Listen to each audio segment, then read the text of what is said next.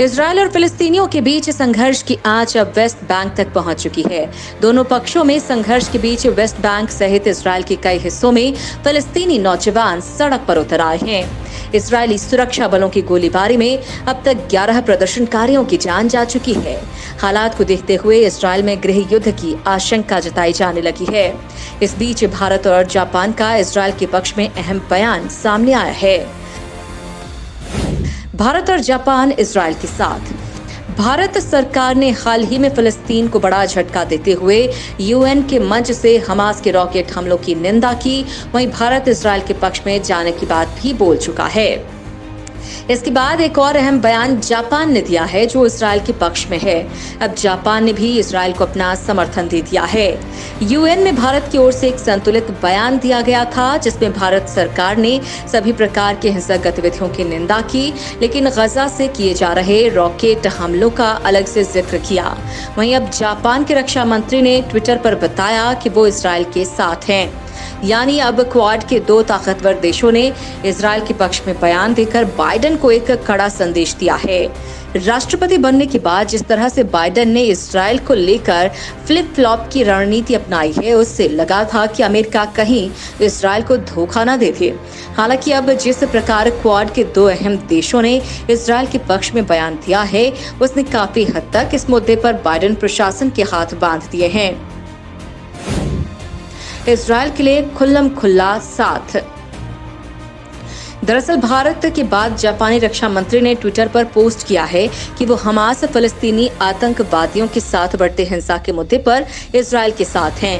उन्होंने एक पोस्ट में कहा, एक दिन अचानक आतंकियों की ओर से 24 घंटे में 300 से अधिक रॉकेट दागे जाएं तो आप क्या करेंगे? इजरायल को आतंकवादियों से अपनी रक्षा करने का अधिकार है। आम नागरिकों के खिलाफ सबसे पहले रॉकेट किसने दागे? हमारा हृदय इजरायल के साथ है। भारत ने यूएन में लिया इजरायल का पक्ष।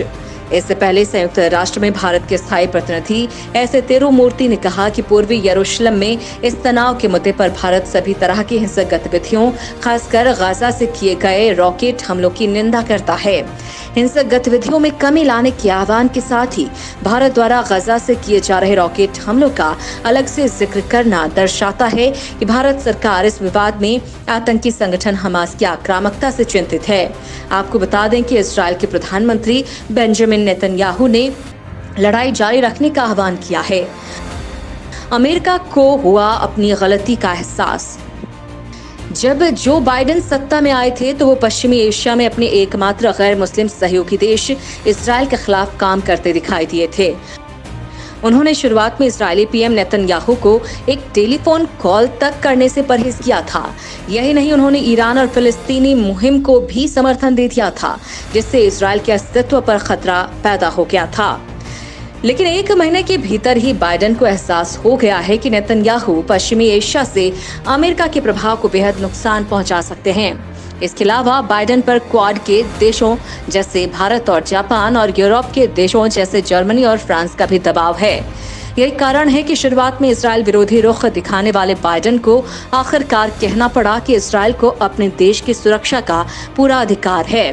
बाइडेन प्रशासन को ये पता है कि अगर उसे प्रासंगिक बने रहना है तो उसे ताकतवर सहयोगियों की भी जरूरत पड़ेगी और वो भारत, इजरायल और जापान जैसे देशों से ऊपर उठकर अपने इजरायल विरोधी अभियान को आगे नहीं बढ़ा सकते हैं।